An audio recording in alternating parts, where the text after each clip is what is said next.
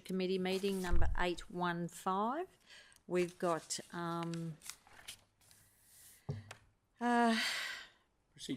procedural motion first up for Councillor Taylor's absence today. He's a bit busy following his nuptials on Saturday. So if I could have someone move and second that, moved by Councillor Vorster, seconded by Councillor Caldwell. All those in favour? That's carried. Yeah, confirmation of... Did anyone have any issues to raise with the minutes? No, so I might star the minutes, as Councillor Vorster did this morning, star the minutes. Was there any conflicts of interest? No. Okay, so we've got starred to 3, 4, 5.1, 6.1, 6.2. Did someone want to move those for me, please? You can move it. Yeah, moved by Councillor Vorster, seconded by Councillor Caldwell. All those in favour? That's carried. Councillor Vorster, you happy with that response to the petition? Look, I think it's an interesting response. At the end of the day, we have to defer to city officers, don't we? Couldn't find a compelling reason to revise our approach on that issue. Sorry, you caught me flat-footed because I've just seen this startling report in the Gold Coast Bulletin about all the cows that have washed up on the beach at Mermaid Beach. Yeah. Mermaid Beach deserves better. Well, it would seem. Well, it would seem appropriate because Nobby's is actually named after Nobby the bull that used to live there, so they're just coming home. Surf and turf. Yeah, surf and Really? turf. Do we know where the cows came from, Madam Chair? I'd say from Talabajura. Their mother cows and daddy. Happy with the response. So, back on We'll point. find out for you. I'll take that You on can notice. tell he didn't have a lot of sleep on the weekend with DMU work. All right. There's actually a real question there about the cows. Yep. Do they wash up or wash down? We'll find out for you. I only ask on account of the stadium cows thing. Account. Now you're just milking it, mate. Councillors, back on track. Item 6.3, Gold Coast Transport Strategy. Did we... I want to brief. Yep. Thank you, Madam Chair. We will have a quick briefing from Mr Tilley on this one. Councillors, as he makes his way out here, I'll just remind you that when we came to see you in our visits around budgets, we gave you a copy of the discussion paper, and we've put that out there for some feedback. We'll give you a quick overview of the response on that discussion paper, and Matt can talk about the status of the State of the Transport Network report.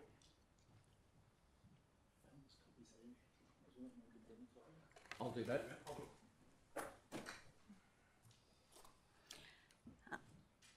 Peter, you haven't missed a lot. We've moved all the start items. We're just up to item 6.3, which is a Gold Coast Transport Strategy. Yep.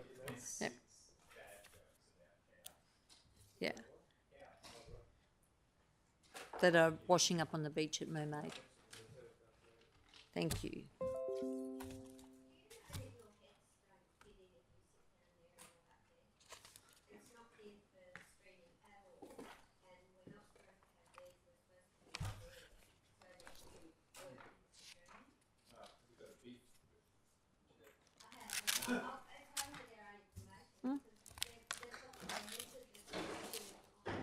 Yep.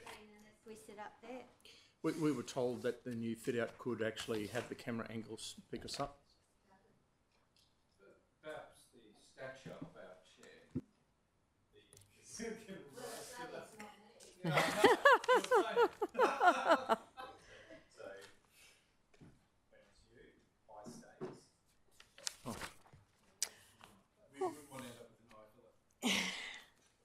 All right. Thank you for that, Councillor Gates. All right, I'll go to Mr Tilley for your presentation. Thank you. Thank you, Madam Chair. Thank you, councillors. At a very busy time for the city, so I'll keep my presentation brief and certainly open up for some commentary and discussion about the discussion paper and the proposed engagement approach as well.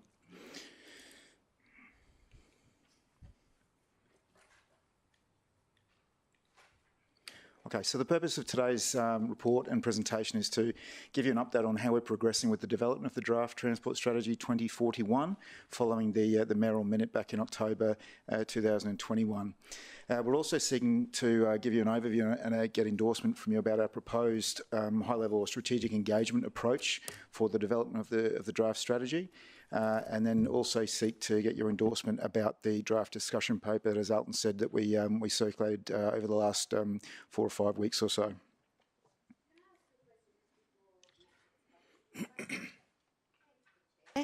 Just through you, I'm sure we all saw the CEO bring forward that big pile of strategies from city infrastructure.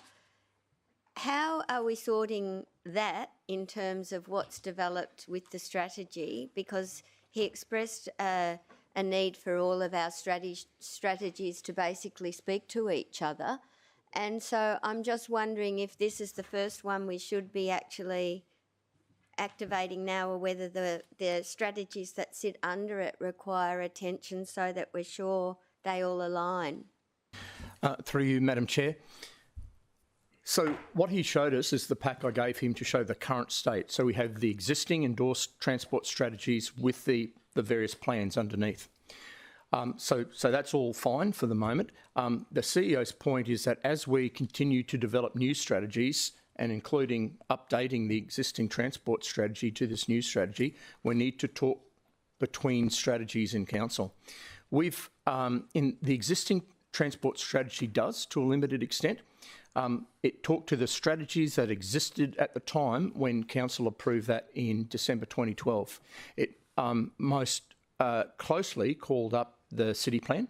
So a lot of work done between city planning and transport to make sure that those two are in synchronisation. Some of the strategies are more marginal, like the Ocean Beaches strategy.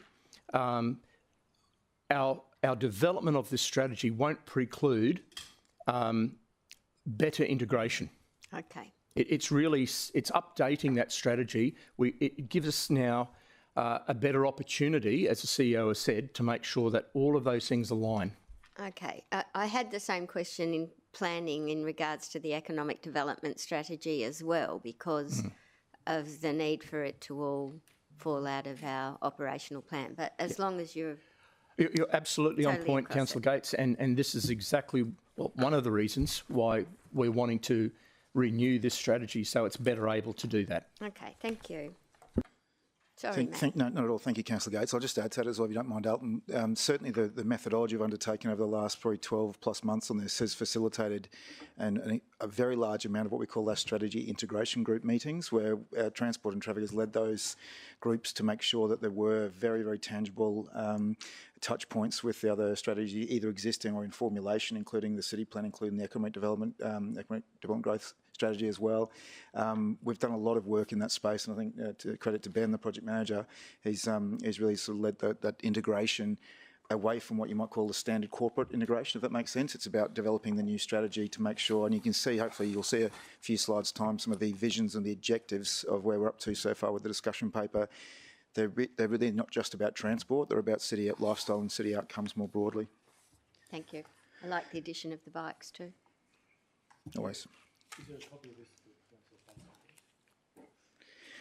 So like I said, since speaking to you a few months ago about the draft strategy and the process we're proposing to undertake, we've had a very well-structured piece of project governance, and we've worked on a delivery methodology which we've stayed awfully true to over the last, like I said, 12 months.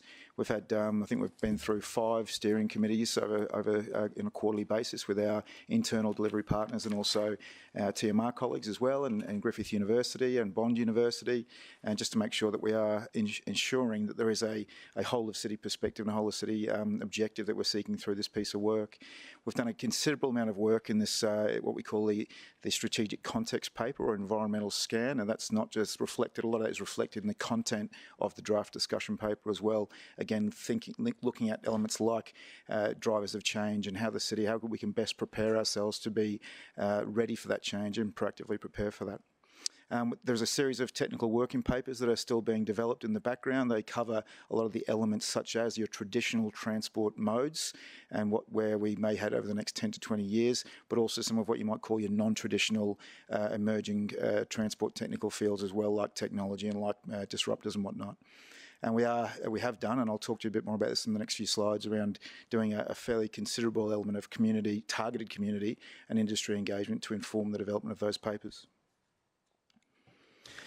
So I'll start off just before I do a very rapid overview of the discussion paper, talk about the proposed engagement approach. Now, it really is a multifaceted approach whereby phases 1, 2 and 3, the coloured line there, you can see on the infographic, really does show that we are informing ourselves around what the challenges are and what the solutions might be, but then we want to test that and verify that with the broader citywide engagement, which is what we're proposing to do at the moment in May and a couple of months' time. So yes, we're aware of the environmental scan. Yes, we're aware of some very, what you might call high-level empirical, more broad industry movements, and we covered a lot of that off when we did the midlife strategy in 2019. But what we've done since then, and Ben's leadership and with Elton's direction, we've really focused on verifying and testing some of those concepts with targeted user groups. Now, we've had around, Ben, I'm going to say around 16 or so of these targeted community and industry user group dialogues, ranging from 7 participants to upwards of 80 participants, and this is really to make sure that we have got as best possible understanding of the bespoke needs of the Gold Coast community, and you can see that hopefully reflected through, there's a page in the discussion paper which has around 9 personas, and what we're trying to do there is make sure that we have covered all bases around the user experience of the current, but also of the next 10 to 20 years worth of transport system. I'll come back onto that concept in a second. So first bit of citywide engagement around this that phase 1, 2, 3. Then we go again, we verify that with the public's feedback. We then go away and work with our SMEs and work with our internal partners, working on some strategy and policy design. We develop a draft transport strategy, and then we go back out to community consultation in around about 12 months' time to see whether we've got it right and to make sure that we've heard what people have said and we've listened to the feedback from constituents, from yourselves, from users of the transport system in advance of crossing T's on the I's and then launching the strategy in sort of mid to late 2023. Next slide sort of tells that similar story in a time slice. So you can see there really there's a parallel body of work that's been ongoing for the last few months to a point where now we feel, and we hope with your support, that we're ready to do some broader community engagement about the concepts within the discussion paper, and that is really around the challenges that we might face as a result of change and what we think some of the solutions might be. But the solution space is certainly where we're trying to, I think, strike the right balance between not going out with too many solutions at this point in time, but to validate some of the things that form part of our technical working papers, which remain sort of back of house at the moment, but they've informed some of the concepts within the discussion paper and some of those early visioning and objectives that you will see towards the back of the document. The draft discussion paper itself, I mean, there's a whole lot of concepts that we've introduced in here. Now, certainly the architecture of the document is a conscious one around introducing more macro concepts of change and the ability for us as a city to be proactive in preparing for the change. There's some inevitabilities of change in the transport system and in relation to the spatial design of the city and the demographic design of the city, but then also making sure that we're aware of some vision-led planning that we think, well, we are of the belief that we might be able to provide some more what you might call non-traditional transport solutions, which might contribute to some local placemaking outcomes, transport system outcomes that really do form part of that safe and sustainable transport system that we are aiming for over the next several years. We introduce the community in the plausible scenarios. You can see, I think, in one of the pages, I think it's the top of the page to the right of the screen there, where we talk about, look, there's not one plausible scenario. There's a whole host of plausible scenarios for this 20-year time frame of planning horizon of what we're looking at. So yes, there'll be some members of the community and some parts of the transport system user community who will do the status quo, and we understand that. We're not trying to be too ideological by saying we need everyone to make massive changes to the way they use the system, but we know that there are parts of the community, and certainly the feedback we've had from our user groups thus far, who absolutely do want to make that change. And some of the feedback that Ben and the team have had from the youth, we've had some targeted youth engagement already. There's a high degree of interest in that from those who engaged thus far, which was one of the biggest user groups. We did an informal presentation to the Junior Council a week or so ago in advance of taking them the document more formally like we are today on the 4th of May. And certainly the appetite for digital accessibility and the use of technology and the shared economy is really coming very strongly through the feedback we're getting from the youth.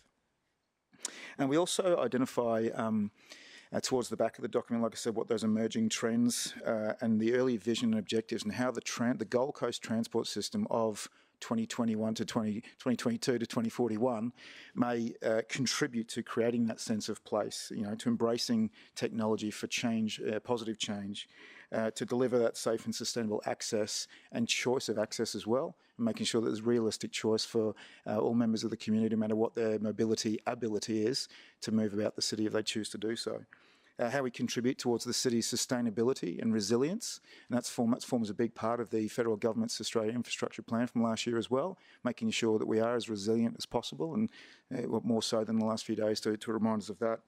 And also to provide opportunity for that, opportunity for prosperity as well, and the transport system's contribution towards local and sub-regional economic development as well. So that will certainly form parts of our strategic objectives moving forward. Excuse me. There's a whole lot of ways we're intending on engaging with the community about the discussion paper. There's some of your traditional means. Obviously, we've got hard copies of the document, which we'll disseminate around the city. But we're also doing a lot of online pieces of work. There was a project landing page. You can see the centre of the spider diagram there, whereby we'll be hoping sure there's a source of truth for us as a project team, for yourselves as elected representatives, to make sure you can go to and have that source of truth for all sorts of information, and a myriad of ways in which your constituents and the community more broadly can provide value through this process. So really the whole emphasis about this phase of the project engagement process is to build awareness about the transport strategy, is to make sure that people do feel informed and feel empowered to provide that feedback through whatever means they're most comfortable doing. We will aim to do some more traditional engagements, such as location pop-ups. We're still working through exactly what that looks like with our corporate communications colleagues, but certainly would be welcome feedback from the committee today about the level of involvement of your divisional officers and the coverage that you'd like to see from our project team, and how extensive we are with those locational pop-ups. We've got some pretty snazzy digital experience tools. They're in the mix at the moment as well, which are going through some final fine-tuning. And certainly the paper itself is being produced and designed in a way that it's very easy to consume in a digital version as well as a hard copy version. And certainly if people want to read 2 pages, then they can give us feedback on 2 pages. And if people want to read the 25, 30 pages, then they're more than welcome to do that as well. So you don't need to answer 100 questions to provide valid feedback. So we've tried to be as thoughtful as possible about making sure that people are as engaged as possible, not only from a subject matter interest point of view, but from the ability to them to provide feedback in a fairly time-effective way.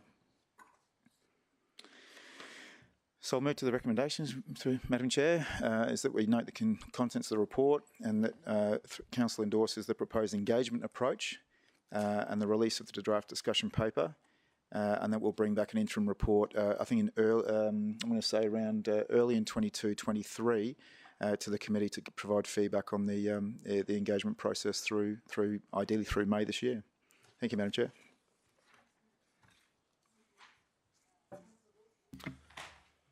Thank you very much, Madam Chair. And thank you, through you, Chair, to Matt for that presentation. And I fully appreciate that this body of work has been prompted by, amongst other things, I think it was a Merrill Minute. And I think we know from a workshop we had last week or the week before, there are probably fewer issues more important to our community than the way in which transport looks moving forward, because a failure of the transport system is actually a failure of the promise of the Gold Coast. Just to provide some context on my questions, I have to say I'm very nervous about this discussion paper because it seems to be very aspirational and pays no regard, in my experience, to the gripes that people have in the suburbs.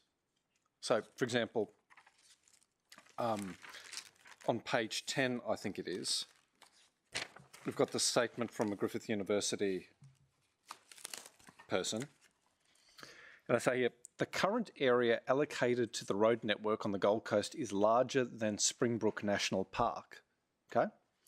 This demonstrates how much land is allocated to transport, okay, and why it is important for us to use land efficiently and productively. I'm going to circle back to that. It also highlights the importance of roads and streets as public spaces for people. So just wanted to draw your attention to that, because on the very next page, on that spread between 12 and 13, we've got this almost like a utopian existence. I mean, who would not want to live in this environment? But I have to say, my estimation of the probability of us living in that world is 0%. I totally understand that we want to soften the interface between our dwellings and our roads, but I know that in that type of built-up environment, and Varsity Lakes actually looks a lot like some of these renders, there's going to be a plethora of vehicles. There's going to be a pronounced parking shortage because we don't necessarily have the housing supply, and we're not going to have parents who are comfortable having their children playing on a median strip in lieu of a good park. So my feeling is, if you had to ask a punter on the ground, if you've got a choice between your kids playing ball on a traffic calming device or there being indented parking bays on a nature strip, they're going to go for the latter, not the former. So I think that's a little bit of... I think the discussion paper's too aspirational. And to go back to the Griffith University comment, it says here, this demonstrates how much land is allocated to transport and why it's important for us to use land efficiently and productively. I think all of us want to use land efficiently and productively because the developable footprint of the city is so constrained. But having a flick through the discussion paper, I don't actually see many tests on how we're going to measure that productivity. I mean, are we looking at the economic cost of, a project and its potential benefits, the cost of congestion? I'm not seeing much in the discussion paper around what success looks like and whether we are achieving the objectives of that motherhood statement around productivity and efficiency. And I'll make one last observation before coming to my pointed questions. It seems as though the discussion paper edges us towards a different planning approach than council may be headed down. So if you had to ask me as a city representative, councillor, what are we doing with public transport and the economy and city planning and yada, yada, yada? I'd immediately say to people, well, we want a city where people live and work as close to public transport, and our big public transport projects are the light rail, extension of the heavy rail, and east-west bus links.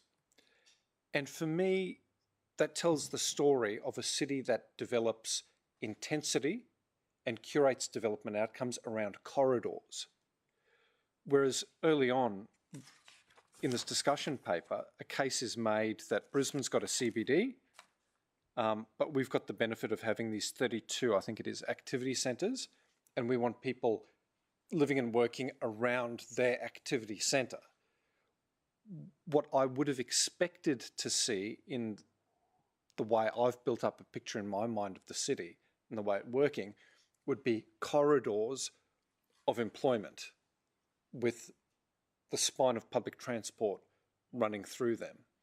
So I think the interesting thing about the discussion paper is that some of its aspirations, and quite common sense aspirations, may not actually be reflected in the direction of our city plan.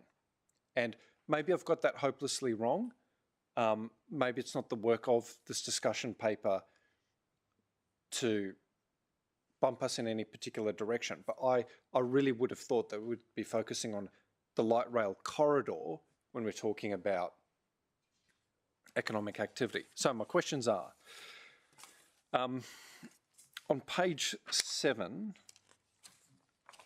we've got some questions, and I'm assuming that the watermelon-coloured breakout boxes are the questions for which we're prompting or soliciting community feedback in the engagement process. Is that correct? Through you, Madam Chair, we are fine-tuning them. They're a sample set of questions at the moment, which we're working with our communications experts on fine-tuning. Yeah, so like the digital accessibility piece is interesting. So if I had to ask someone, how often do you currently use online means to meet your access needs? At this point in time, I think we're going to get a resounding very frequently, because kids are either working remotely. We've had a big weather event. There was a work at home order. At this current moment in time, everybody's touched by this digital reality.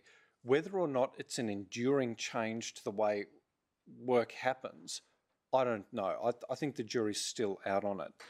And then when we ask, how often do you think you will use online means in the future to access things? I'm not sure whether the question is sophisticated enough to provide us with anything that's incisive or will provide us with strong support for a particular policy direction. Because for me, it's like, yeah, I use the internet and we're going to be using the internet more. And by the way, NBN Co have 10 studies I can download that talks about the changing workplace. When we move down that page to sustainability and resilience, how important do you think it is for the Gold Coast to plan for a sustainable and resilient future? Again, I fear it's almost like a tokenistic question.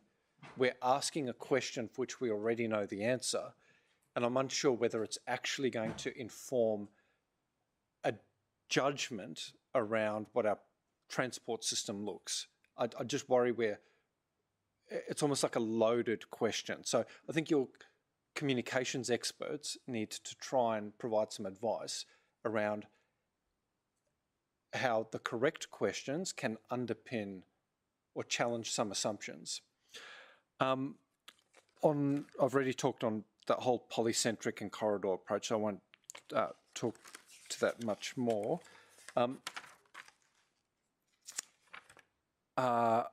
On page 17, if we can just go there, planning for change.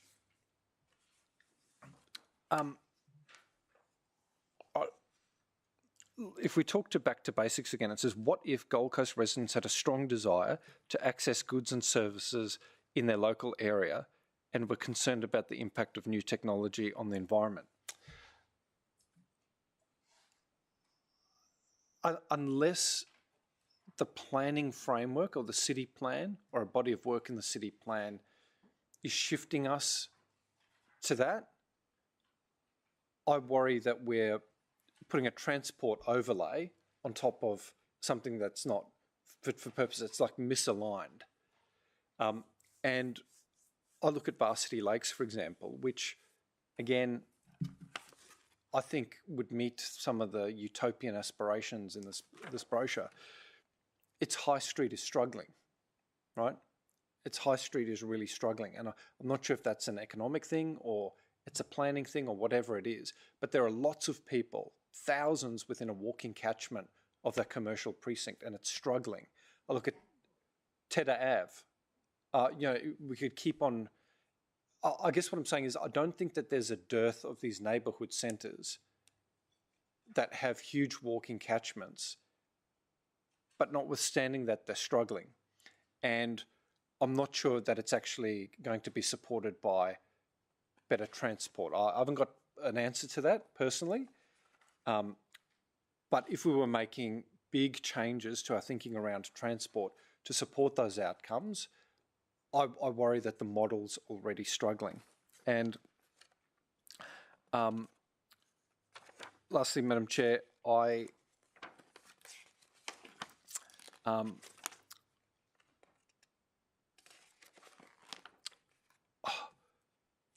think people who read this discussion paper and expect a transport strategy will ask the question in the process, what's in it for me? What is the city, what are we going to do to ease congestion as far as possible? They're going to ask me that question, and they're going to ask me, well, what's the strategy mean for my particular area? And I think because that detail is not here in the discussion paper, it's going to trigger concern. And if it's not the job of this discussion paper to provide that detail, I think we need to be very clear with people that this document is around testing what people's tastes and preferences are, rather than this is our strategy to make us a more productive Gold Coast, because I worry we're not there. Anyway, thank you for your indulgence. I appreciate it. I'll put some questions I expect them to be taken on notice. But in fairness to city officers, I just want to lay it on the table. Through you, Madam Chair, thank you, Councillor Vorster. They were really good comments and reflects much of my own feedback to officers on this. So in the discussions I've had with officers, the most important thing is that this is not a transport strategy. This is meant to be provocative. This is meant to get people to think. And as you concluded there, Councillor Vorster, it's that sort of broad brushstroke stuff. What do you really want? I mean, we can serve them up what they're probably going to get, but that's not going to cause much discussion. And you're right, people are going to want to know is what's in it for them. And I think we will lead them to that point. But we've got to get a sort of a feel of where do they want to go with this. So I absolutely take your point with some of the questions, and they do need to be, I think when Matt and I have had some discussions recently, I think they could be a little bit improved. So a couple of points to if I may, in response to some of the ones that you've raised. So the first thing is it's designed to be provocative. It's not a transport strategy, and we probably need to make that a lot clearer. What is the role of this document in the process from now on? So that's a very clear point that we can take on board. The digital accessibility question, you're right, but there's a very large cohort of people in the city who are old. And a lot of those older people, we know because they contact us all the time, they're not particularly digitally conversant. So part of this is to try and gauge, when we do our community engagement, a broader swathe than the younger people and the people who are more digital savvy. What might they want to see? Because we might be hearing from people to say, you can give us all this stuff electronically, but I still have a need for real tickets or parking meters that actually accept money, those sorts of things. So again, it's a bit provocative to try and get those sort of comments. The difference between, I hear what you're saying around the centres, but we also know that particularly in the growing north of the city, there isn't that relationship with the centres that we would like to see. So again, we're putting it out there around a relationship between people and the centres in which they live, which exists in probably the area of the city south of the Coomera River, but doesn't so much north. So it's trying to tease out some of people's thoughts and aspirations in that regard. And I would hope that through this discussion paper, some of those comments might become a little bit more crystallised. So that would then lead us to the next discussion around what do they want to see in their area, and more particularly, what do they want to see about their own experience? And I think you really hit the nail on the head with your final comments there. Whatever we come up with ultimately as a transport strategy needs to address not just community broad concerns, but the individual needs. And that is a challenge for us. Madam Chair, just to quickly respond to the director, if that's okay. I think, what I'd be doing, and I can't give you direction and I won't, but the cover of this document says Gold Coast City Transport Strategy 2041. So if it's not the strategy, I think we need a different name for it. So like Absolutely agree. the Future Transport Preference Survey or whatever it is. Someone say discussion paper. Well, I just don't think that's even clear enough to the community, right? The second thing that I think is missing in here is it actually makes no attempt to prioritise the range of issues in the survey. So, for example, having a utopian streetscape, people might like it, but they're actually more concerned with, having frequent public transport that takes them to employment. So there's no question around the relative priority of some of the proposed actions. And I think there's an opportunity, if this gets up with some changes, to strengthen some of the desires that your directorate might have for planning changes. So, for example, should all medium and high-rise developments now include EV charging stations as a matter of course? I mean, we don't need to be ambiguous saying, how important is an electric vehicle future to you and a low-carbon yada, yada, yada? Let's ask the question. Are you planning on acquiring a vehicle in the next 5 years? Will it be a combustion vehicle or an EV? What importance will you place on charging infrastructure at home and in the community in order to support that transport choice? Those are the sorts of questions that I just think we need to be specific, and I think we need to be narrow. And I'm sorry, I'm just going to say this again. Sorry, colleagues. I think we need to get out of the streetscape business. And I'll go to each of you in a minute. Just a little bit of feedback on that. Back at you again, Councillor Vorster. Is it on page 12 and 13? You're saying is it too aspirational? It seemed to me that with that bottom picture there, it's sort of based on our planning meetings, almost like what we're working towards that outcome for the Sky Ridge estate. So this would be if we had a blank canvas to start with. Is this the sort of thing that you would experience? And then the top one there is basically that's what we're working with before. So get input that, will come halfway between, because most of us will compare, a Mercedes down to a whatever it is, a little Civic or something like that, but you'll buy something in between. So is it best to show them best practice as well as what we've got? Yeah. And then So thanks, Madam Chair. So I've been, for my own part, attempting to strip out as much of that in my view, over-embellishment out of Skyridge, because the problem with these sorts of assets is that they become very expensive to maintain. So they're contributed assets, and over time we need to fund them. And unless there's a special levy placed over Skyridge, every other ratepayer is going to fund the standard of embellishment. So, for example, 3 Skyridge decisions ago, I had irrigation systems removed from nature strips. So an irrigation system may be required to provide this level of amenity, but they would become the property of council. So we'd incur the water charges and we'd incur the renewal charges and the maintenance charges when the irrigation system comes out. I'm much more in favour of the traditional urban streetscape, which may not be the Mercedes, but when I look at the issues around Varsity Lakes, where narrow streets were purposefully designed to slow traffic and create a pedestrian environment, I've spent the last 5 years unscrambling that egg. And consistently, what people have said to me is that they want wider roads, nature strips substituted for parking bays, and they want to make sure that people can exit their driveways safely. And sometimes that means vegetation that's not there, but it also means we're not inducing pedestrian traffic where it's not signalised, where people are very cautious about hitting kids. So, yeah, the bottom one is utopian.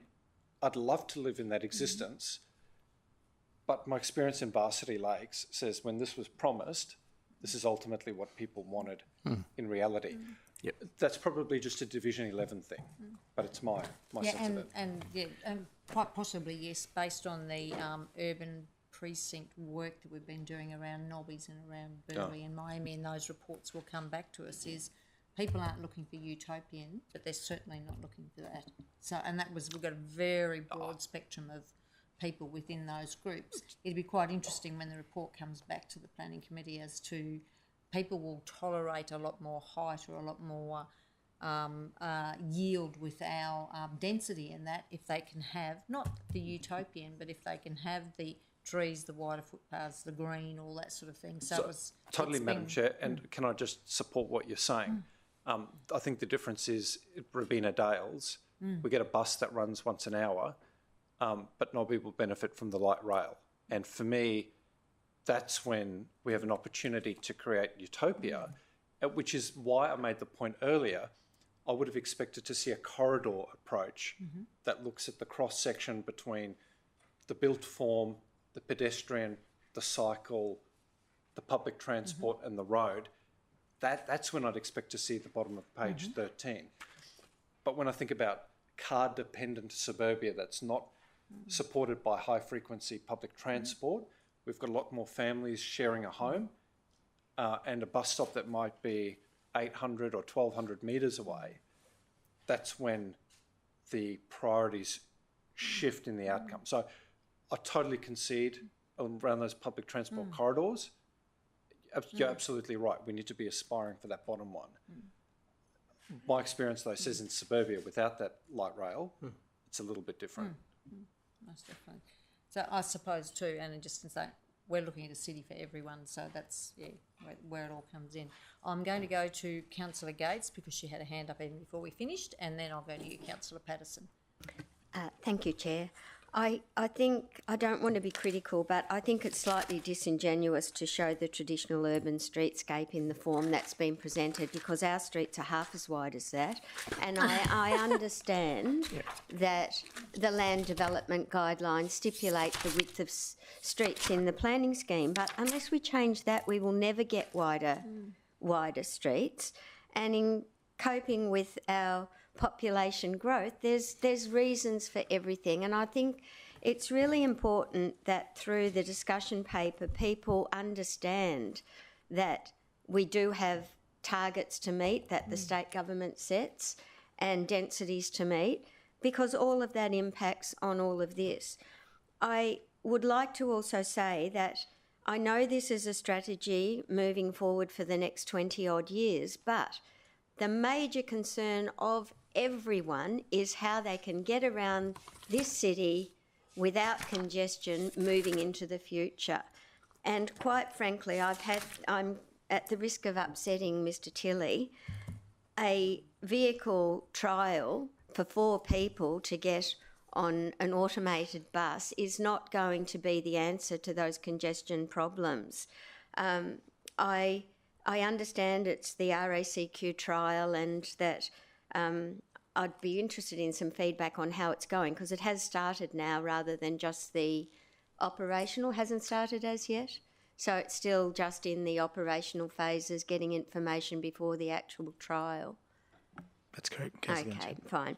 But I think that's where we leave ourselves open to criticism, because I don't see what we're going to do with our current road network to make it easier for people to get around.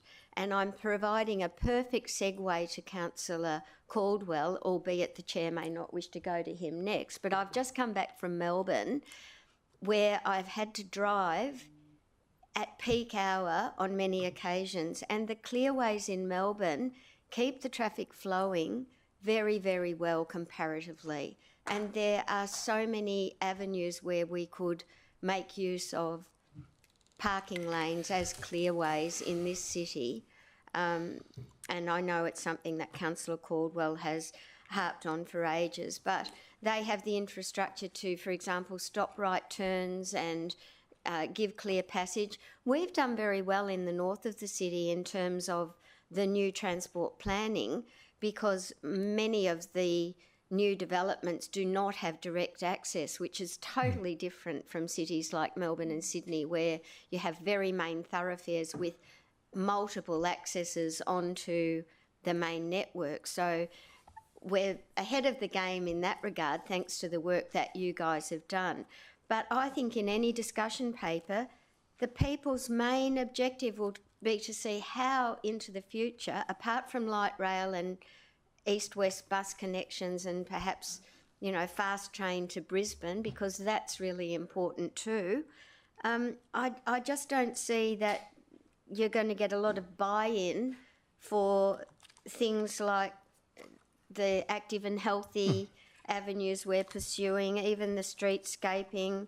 The national park doesn't really, for me, give a true sense of how large a network we have. And whilst that photograph on or artist's concept on pages 12 and 13 looks wonderful, it's I agree it's not achievable, and so it's an aspiration that we probably can't deliver. So I don't know how you start the conversation about reducing congestion, but that will be foremost in everyone's mind considering a transport strategy for the future, in my view. Thank you, Madam Chair. And Councillor Gates, again, quite similar to Councillor Vorsi, your comments echo my recent sentiments to the team. And it was interesting when we were looking at the feedback from the various groups to date, I asked the question, why wasn't traffic congestion there? And I think the answer is that it's implicit, and it probably needs to be explicit. You know, why are they, in the feedback that we've got to date, which is driving us to the content in this paper, why isn't it specifically relating to the road network? I think people think that we're doing that anyway. Our fault is probably we haven't called it out enough. We haven't said, and by the way, here's all these other things that we're doing around the road network. We've tended to concentrate on, oh yeah, we're going to do that, but here's some other things that you can do. We've concentrated on those other things. So something I think we need to do is to make that more explicit. And in terms of the feedback today, so far, I totally agree with what you're saying here, and that has been my commentary to date too. I worry about expectations being raised here. So I think we can temper the expectations in terms of the graphics and the discussion around the streetscape component, as Councillor Vorster has termed it, and he's right. I think the other thing we need to do is to call out, why are we having a dialogue around transport? It's because you're all worried about being stuck in traffic. Here are the things that we are doing on the road network, exactly what you have said. We've designed these estates. We continue to invest in the road network planning and all of those things that we do to keep traffic moving freely. So the road network, we haven't called out enough, but then there's these other things that people who, you know, are assuming that we're addressing all of those things. Here are some other things that we can do. So I think there's probably some more that we can do on that. Matt, I'll throw to you on that. No, thanks, Alan, and thank you, councillors, for your feedback. I'm happy to absolutely get the feedback on this. We consciously tried not to go too much in the solution space in this document. Towards the back, and I think it's after page 23, pages 24 onwards, we have sought to recognise that we still have, just like we do in the Transport Strategy 2031, a multimodal approach to managing growth and managing congestion in the city as well. So without getting into the explicit, just repeating things that might already be in planning documents already, like the existing strategy or the midlife review or the 2021 Queensland Regional Transport, the South East Queensland Transport Regional Transport Plan as well. So we've consciously, I'm happy to take some feedback if we want to do some teasers, if you like, of information about what's been contemplated over the 20 years. But we've tried to rein that in a little bit for this artefact to focus a little bit more on verifying the challenges and what some of the community's solutions might be. You know, we want to embrace that creativity and embrace ideas, but certainly comments certainly well made. It would be good too. I mean, on pages 20 and 21, where we have autonomous vehicles, electric vehicles, what people want is improved public transport services. And I know we allocated that $11.5 million some time ago for improved transport services in the north, but the state hasn't come back to us on that yet, to my knowledge, and so that's a year down the track that we could have had an improvement that might help congestion in the northern part of the city. So I think the elephant in the room is our dreadful public transport now, and how do we, when we don't control the funding for it, how do we make sure that into the future the state delivers as they should for all of the people? I mean, look at our growth in the stamp duty that must be flowing into their coffers. And I mean, I know this week's event is going to put a big dent in everyone's pocket in terms of recovery, but it's inexcusable that people can't get to work or to school or to shops in Northern Gold Coast, and they simply can't. Through you, Madam Chair, you're right, and no doubt our next transport strategy will do exactly what our current transport strategy has done and call those things out and lead the state in terms of the investment. So, as you know, the current transport strategy set the map for light rail investment. They wouldn't have done stage 2 unless it was there in our transport strategy. So we mapped that out. We've foreshadowed bus rapid transit. We've basically foreshadowed in the transport strategy for the city this one network approach that all agencies have taken. We will do exactly the same thing. So the new transport strategy won't deviate. I just come back to that this is just a discussion paper. So, but taking your feedback on board, we need to create more discussion around the elements that you're talking about instead of just assuming that all of that stuff is taken as read. I just think you might get a very different answer if you ask people, if there was a rapid bus service, would you use it? People can't use it, and people who have a job and children at school are totally compromised because they can't do both things. Would you mind, Councillor Gates, through you, Madam Chair, the latest version of the questions that I've seen this morning are very much more along those lines than what Councillor Vorster mentioned before. They're very much more meaningful, can I say? Thank you.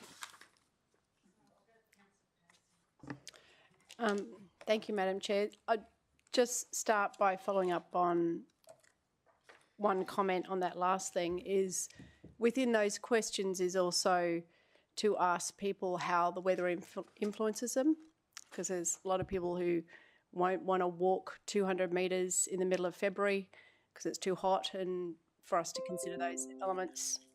I just wanted to ask, for me, when we're looking at a new document like this, I personally find it really helpful to understand the last document. And I get this is the discussion paper, this isn't the strategy, but it's the discussion paper, so we have the strategy.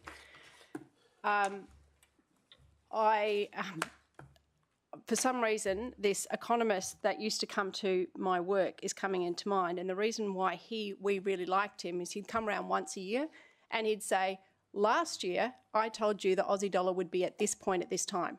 This is how I was right, this is how I was wrong, whatever. So what I haven't got a real feel for is there's some points in here, yes, what was great about the transport strategy is the advocacy work for those bigger projects, getting ready for the Commonwealth Games. And then there's one point at the back where it says effectively, yes, we did good stuff, but we haven't been able to provide an attractive alternative to the private vehicle. And that seems that kind of fundamental point. But rather than...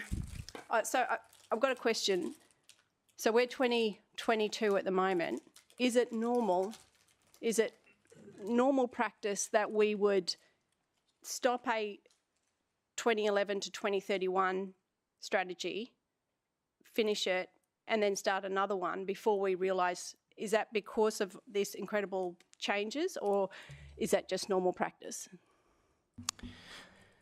Through you, Madam Chair, the planning framework, we're basically replicating the normal planning framework. So we've got a 2031 document. The state have released a 2041 document now.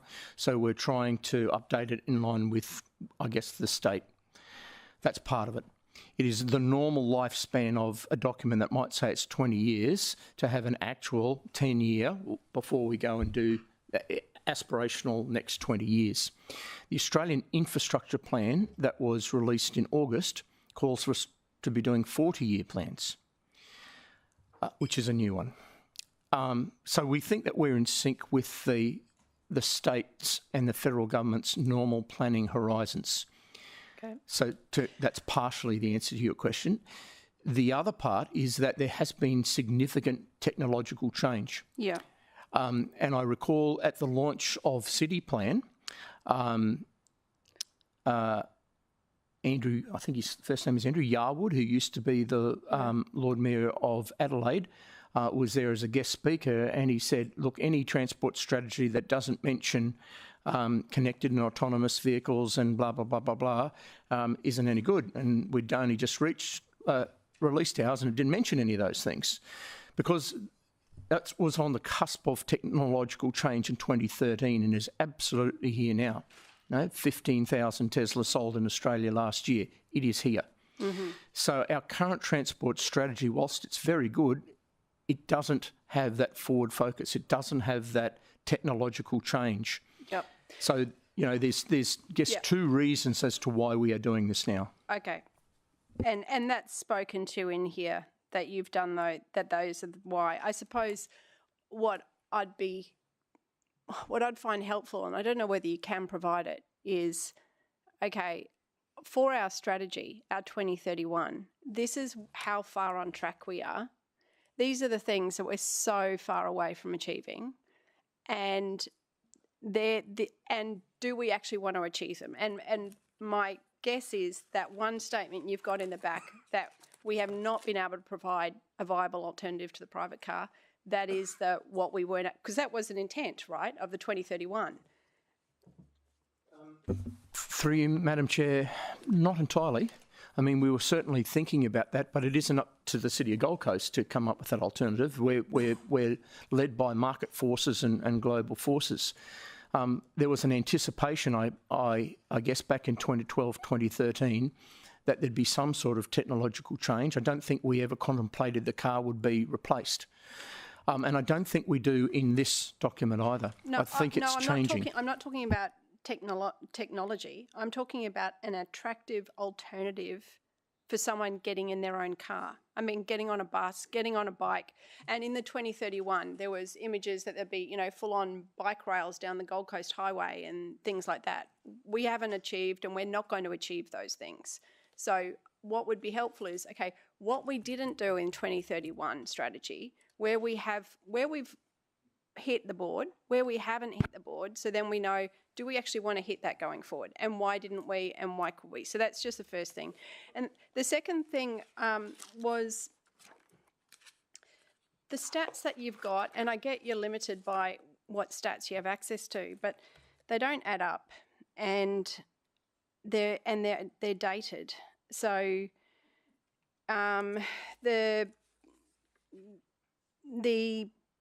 how many people we've got here. You've said we've got a population of 650,000.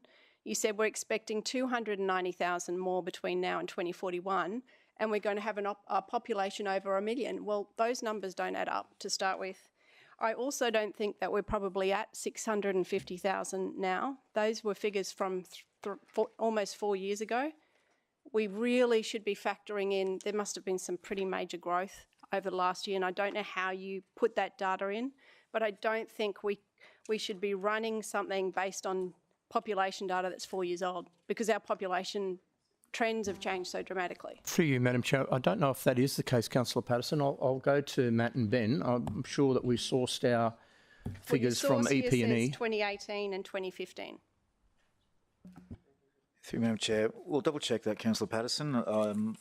I know recently we verified the resident population of the Gold Coast just under 650,000. That was done, I'm sure that was done mid last year. So it's fairly contemporary. I'll double check the source to make sure we're not citing an older source than what we need to. Because I'm sure we were at 645,000 well, about if we're at 6 months ago. 650 and you're saying we are getting 290,000 more, well, how are we over 1 million then? So, I don't know. I mean, they're kind of. And on that, just to answer that one there, and I think we actually just don't factor in being a tourism city. Every single weekend we have. No, this was that's based on residents. Yeah, on residents, but the people who are up there in Brisbane, who are all down here on weekends in their properties that they don't normally occupy, we might find that on the weekends we're going up, you know. Yeah. So that's not even included in here, which puts 50 to 100,000 even more people pressure on on. a weekend. Yeah. So I think that part of that, a percentage of that's incorporated into there. Sorry, Matt. So I'll just leave it on that. I get the data bit's tricky, but I think population trends are shifting and it's something we should consider. And just on that, look, this is what 2031 was. This is why we're now looking at thank you. So through you, Madam Chair, Councillor Patterson, I think what you've highlighted is there's a context piece that's missing here.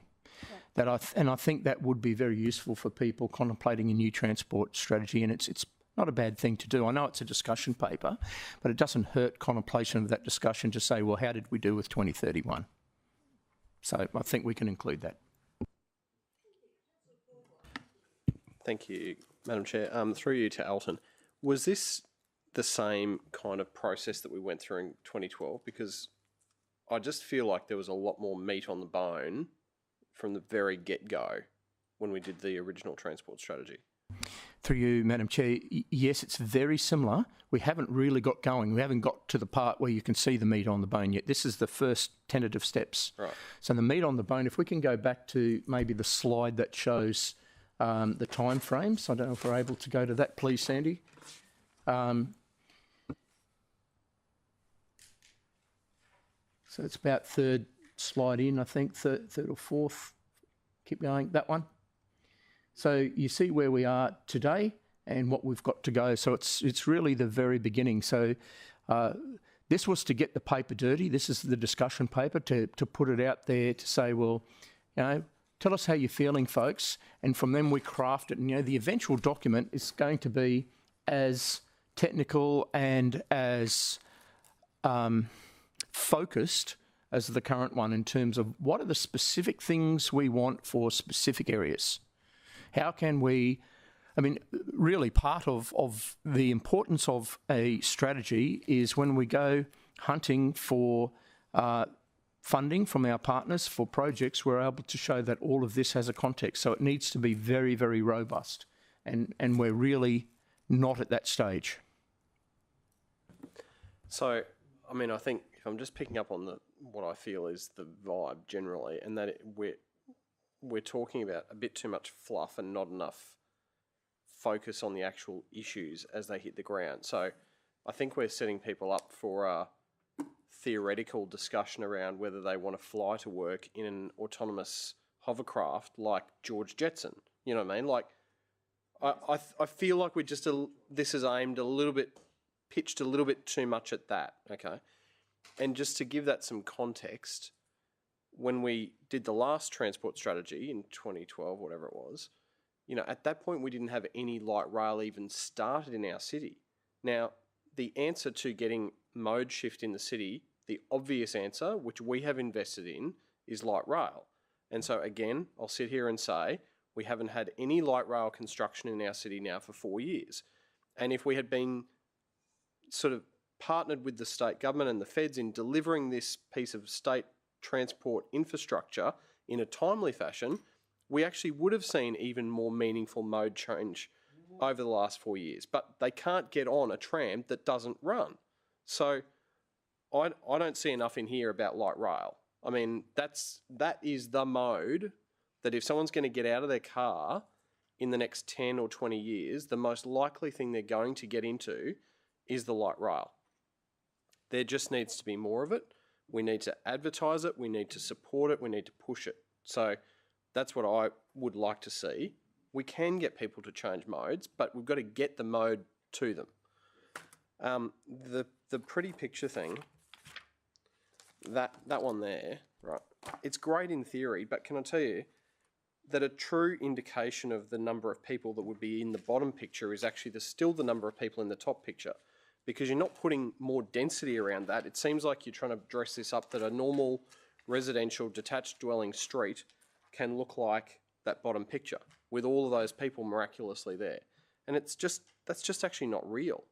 So like that really is creating a false expectation. And in addition to that, I reflect on Councillor Patterson's issues in William Street, where there was significant landscaping in trees that were out into the road and all this sort of stuff. And then they've got to go, and then you want to put new ones back in and they're not allowed to go back in. You know, like I don't think we could do that, even if we wanted to right now, under normal operating conditions of council.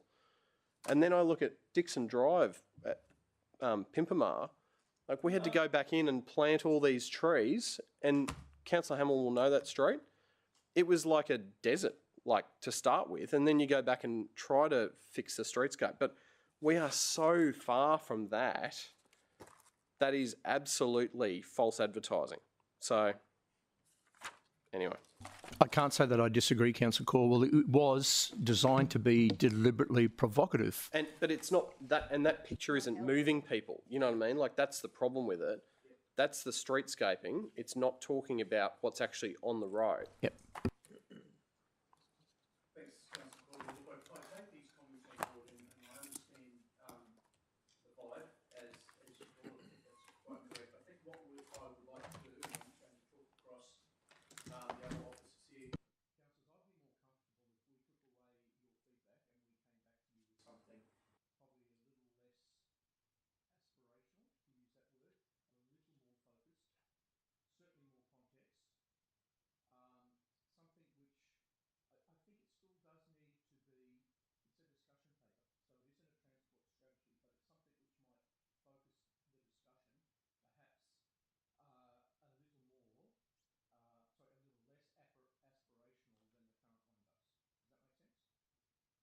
if you be, I don't want to throw the baby out with the bathwater, however, because there's a lot of good things in here. But there's probably some minor tweaking and some additions. So context, clarification of what we're doing around the traditional transport network, and addressing perhaps some of the streetscape approaches that have been identified here, just to make them a little less like false advertising and a little more of something which can actually be achieved. So those things, I think they're fairly minor tweaks that we can bring back before you if you're happy with that. What we can do, councillors, I mean, I welcome this discussion because it's very good feedback, which is why we've delivered this to you.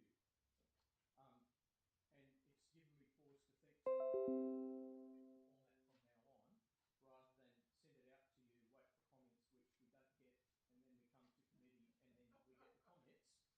What we might do from now on is hand it out to you, have a workshop where we can work through these comments, get something that you're happy with proceeding, and then take that to committee, which is probably a better process. So it's a learning for us that, you know, that might actually be a little bit more efficient in the future. So we can take this away, we'll make some commentary, and we can send it out again if you'd like.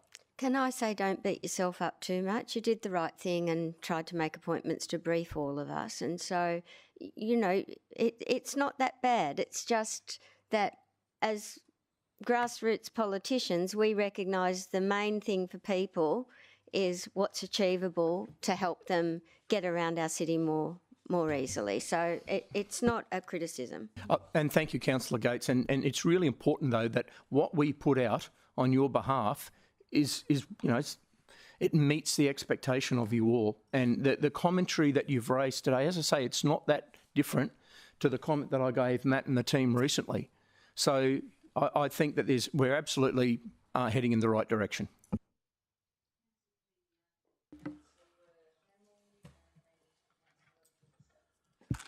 Thanks, Chair. Well, that's rounded itself to a pretty good decision point, I think, and I'm happy that that's occurred.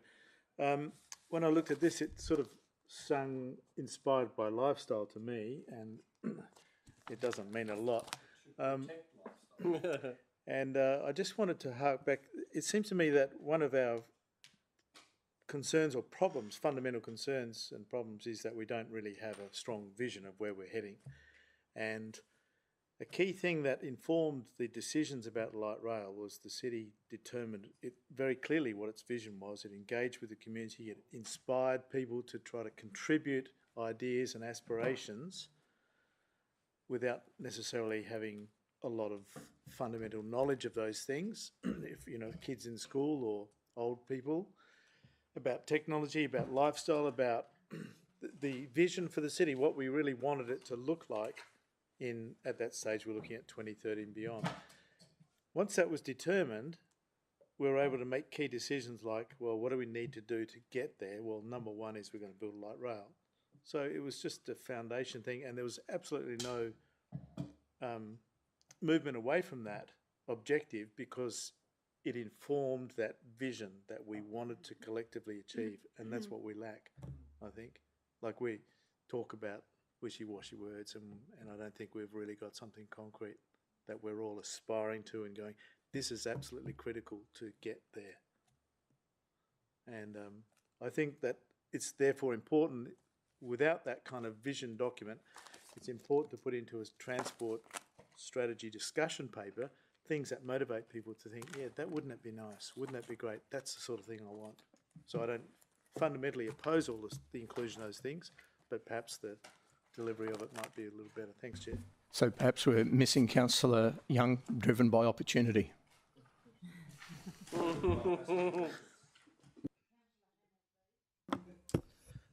Thank you, Madam Chair. And I'm not going to go back over stuff that councillors have already brought up. I think the director and officers have well and truly got a feeling of where our thoughts are and some of that stuff. This particular point probably leads into a little part of what Councillor Patterson reached on, but I wanted to be a bit more succinct with it. That for me, before reading this, so I was provided a copy of this some weeks ago and then took the opportunity to pull out the 2031 and look at the gaps in between, is that the 2031 document for me acknowledged gaps in the network, so it spoke to things that we had to improve, that we were going to deliver in new areas, but in older areas we had to fill in the gaps on. So they were around that, you know, we've got good sections of bikeway and then it'll just end somewhere, and that we had to fix those links up in it. That I don't mind aspirational, and a lot of this stuff, you know, will probably be there in 2041, but it probably comes to Councillor Vorster's point too, is that if your average person is going to read this, or if I'm going to take this to a local community meeting and try and explain the impact that this very important document, when it's endorsed towards the end of next year, has on that community, what is it actually going to look like?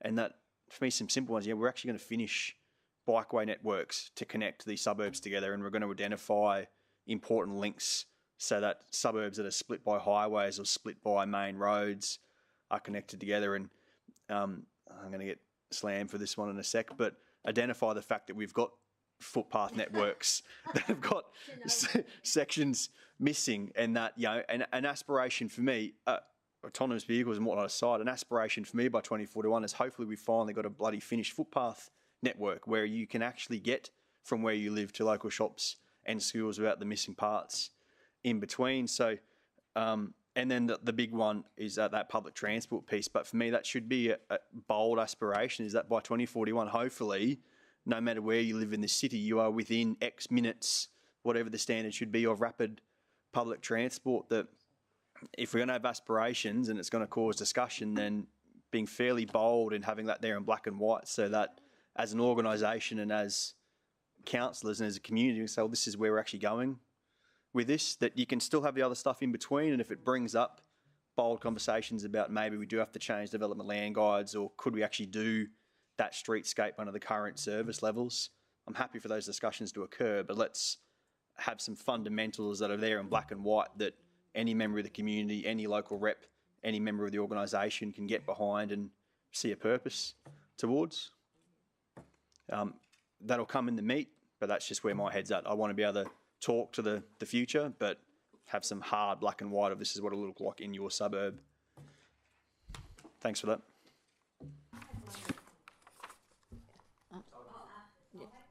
Yeah. Councillor Vorster, did you have something else to offer? Thanks, Madam Chair. Just to the director, just on your point about not throwing the baby out with the bathwater, I think your directorate more than any other, has a series of very good plans that have been endorsed by council. And I think while you're reforming what this looks like, I think what you risk doing is not communicating to an audience again, or maybe for the first time, what we are already doing and hope to achieve.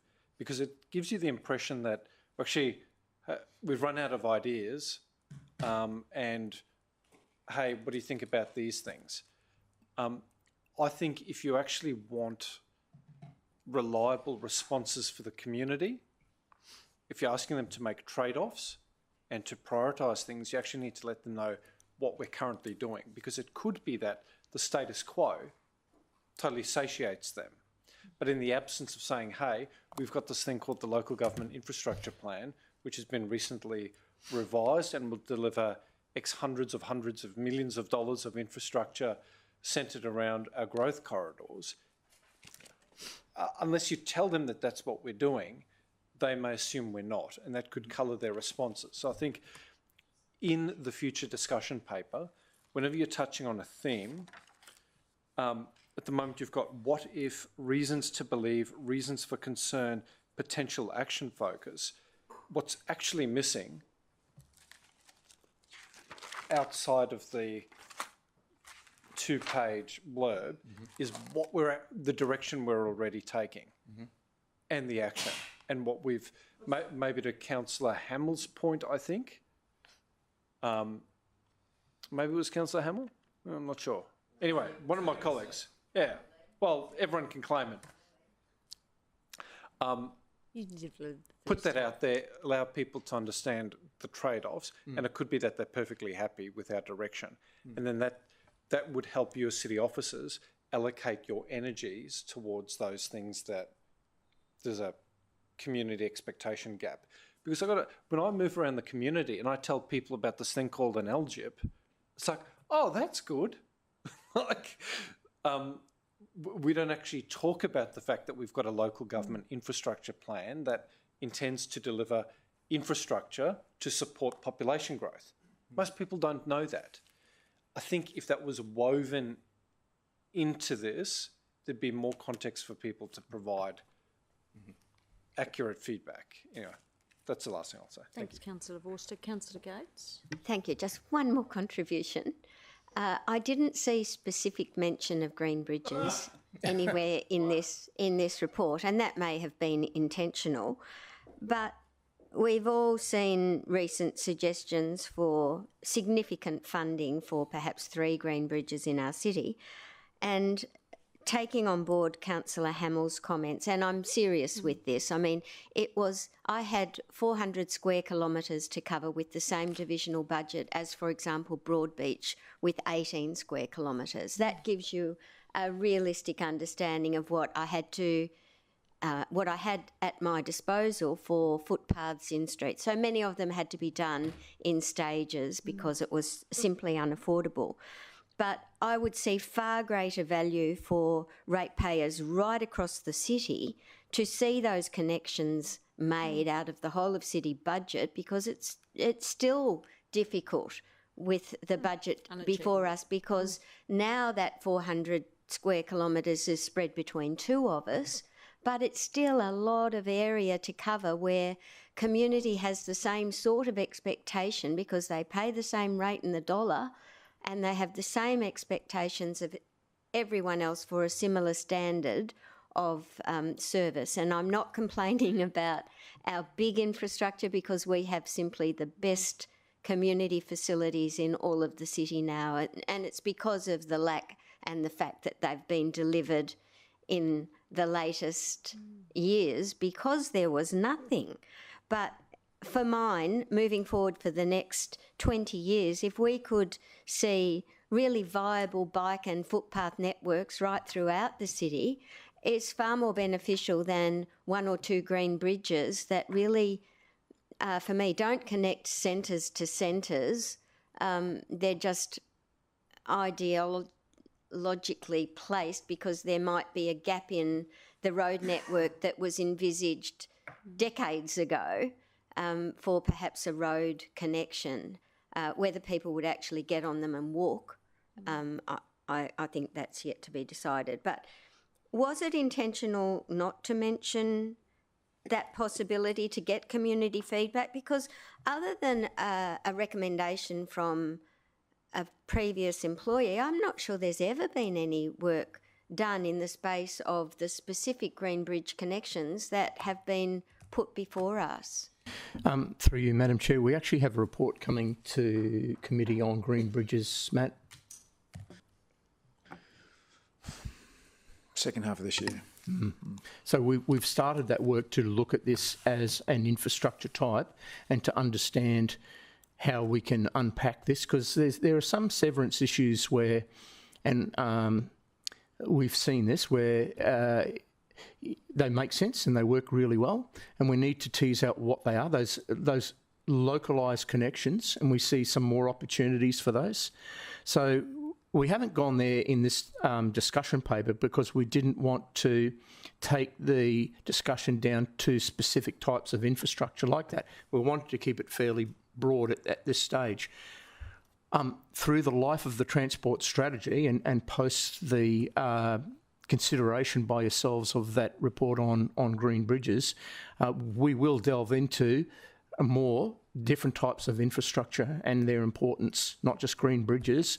We've heard discussion today. We'll certainly highlight more on light rail, bus rapid transit, public transport, all sorts of active transport corridors, the road network, the hierarchy of roads, the things that we can do, particularly around, and I'll give you a great example of where there is some really good thinking, which we haven't delved into here, is the technology is changing very positively around traffic signal coordination. And there's some great advances around the world in this area that has had demonstrated effects on making traffic flow easier around networks. So when we get to the more meat on the bones of this transport strategy, they are things that we will contemplate for further discussion to outline. Thank you, Director.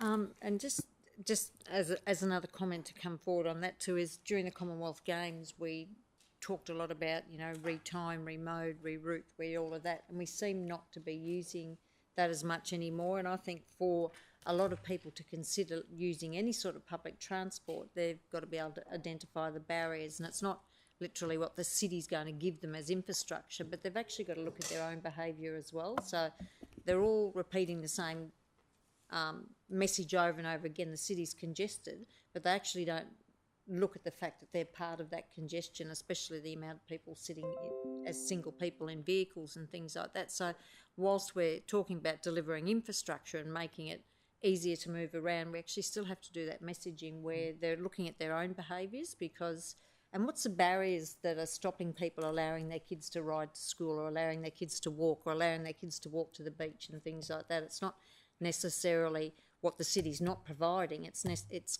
comes back to what their expectations of whether kids are actually safe or not safe. So I think we don't want to lose sight of that either, as in that the 14 people or 15 people making the decisions here to deliver infrastructure still aren't going to fix everything, because we're still going to have a lot of people, and our roads aren't going to get wider, but people have to look at how they can contribute to making it easier to move around the city as well. So I just think that's something that we tend to lose sight of at times.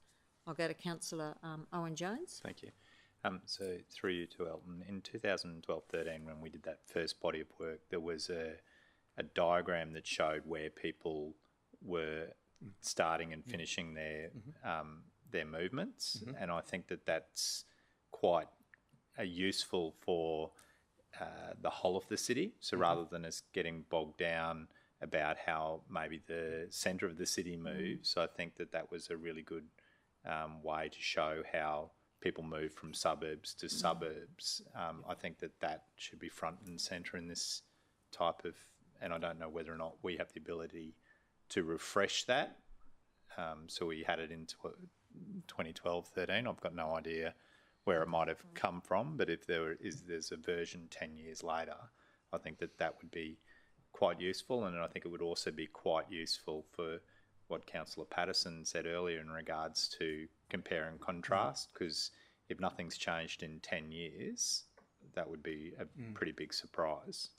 So, so it's first comment. Second comment is just in regards to this type of imagery.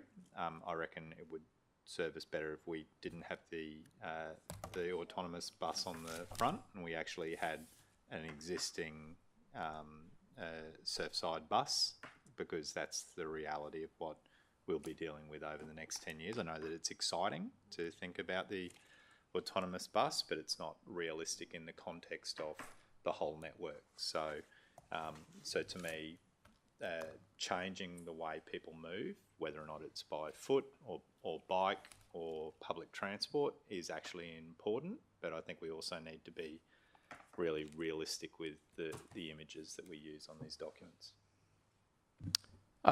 Through you, Madam Chair. So the Sankey graph, that's what it was called.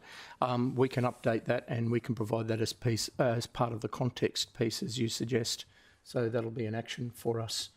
And that was the image was altered, but to take your point, so we'll work on that. Just a smaller normal bus. So through you, Madam Chair, what I propose, councillors, if we'll go away, we'll take this feedback on board and we'll aim to bring this to you April. So, would you like a motion, Madam Chair? Yes, thank you, Councillor Vorster. So I'd propose moving that that the matter be deferred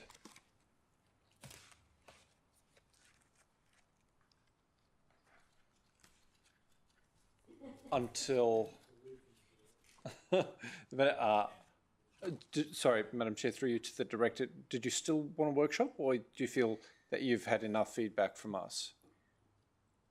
Very good question, Councillor Forster. What I would like to do is to collate this information, provide you with an updated version, and then seek your feedback as to whether you think it's suitable to come to committee or whether you'd like further discussion. Okay. That the matter be deferred until a future meeting of the Transport and Infrastructure Committee. And then we'll add a 2.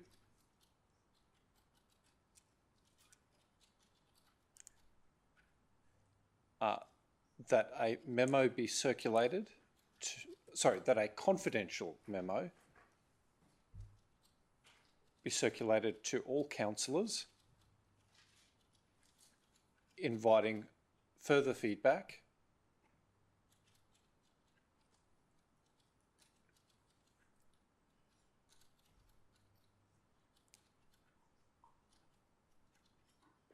on the proposed discussion paper and engagement plan.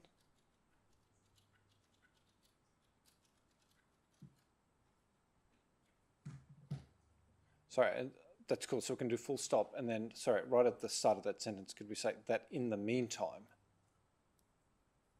a confidential memo be circulated?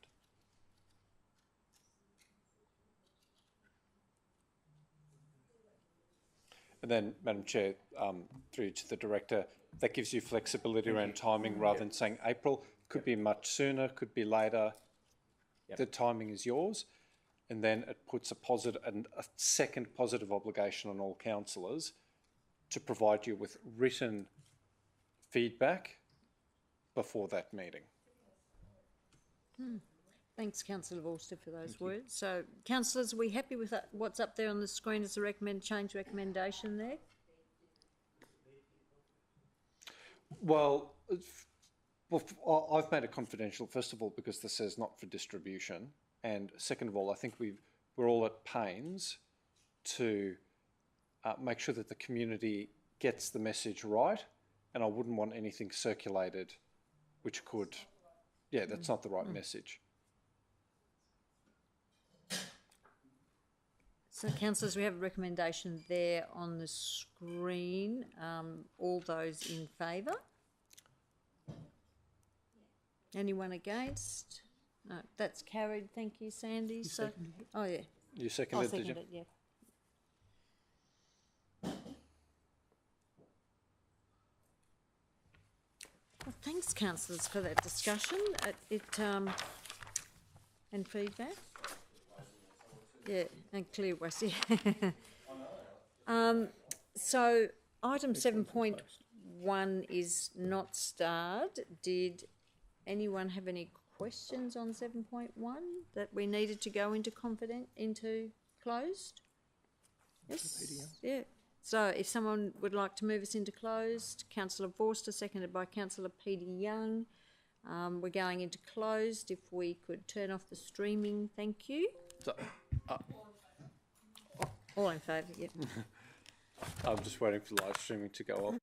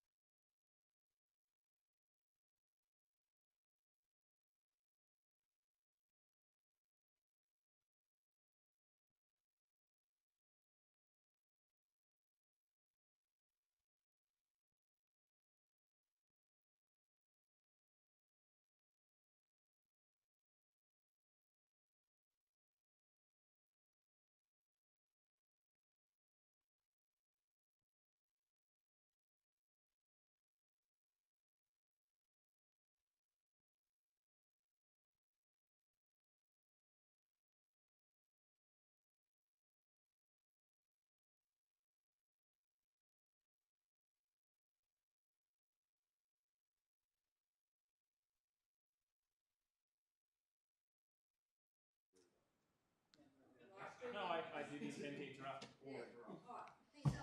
Councillor Tozer, that's fine. Now, I'll go to Councillor Forster. That's good. So, we've just had for those who are tuning in, we've just had a discussion on item 7.1, Gold Coast ferries. We have a change recommendation up there on the screen, moved by Councillor Forster, seconded by Councillor Dee Young. I'll just go to Councillor Forster if there's anything else you'd like to add to that. Madam Chair, only to say that I think we all recognise the value of our waterways, not only for recreation, but potentially to support good transport outcomes in the city. And this service was an action item of our Transport Strategy 2031, which I think, if my memory serves, seemed very far off at the time the strategy was endorsed. But ultimately, Council showed some leadership, city officers showed some diligence, and the market showed a willingness to respond to an opportunity.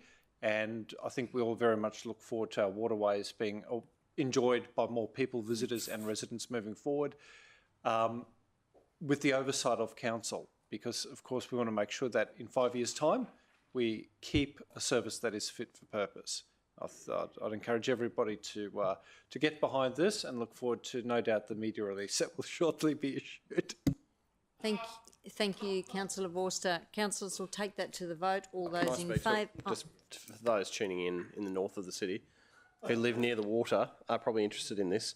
I am very heartened by the fact that the trial to date has been supported, and that as a council we have continued to pursue this, because lots of people in the city think that we live near the water. Why aren't we using it? And this is a very positive step in continuing to have a meaningful piece of transport infrastructure on the water. So probably the most exciting thing, apart from the continuation of the service by way of extension of the contracts, is that we are looking to expand the service areas, and that we'll have a report back by the end of this year to discuss that further. And I think that's provides a very exciting opportunity, not just for the operator, but for the residents in the city who look forward to using this in a more meaningful way.